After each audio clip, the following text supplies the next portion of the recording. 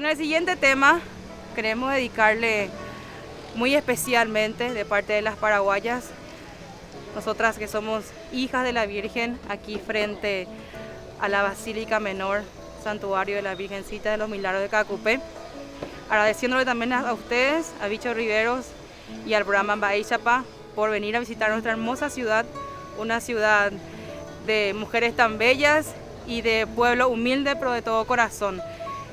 Quisiera también agradecer a las hermosas bailarinas que nos están acompañando hoy del Instituto Municipal de Arte de la ciudad de Cacupé y también con el apoyo de la Municipalidad de Cacupé, diciéndole muchas gracias a ellas, a ustedes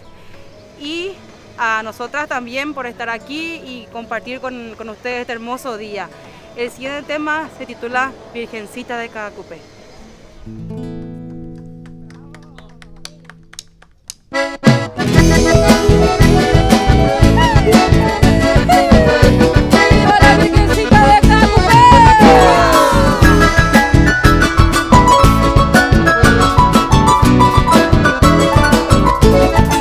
De la caravana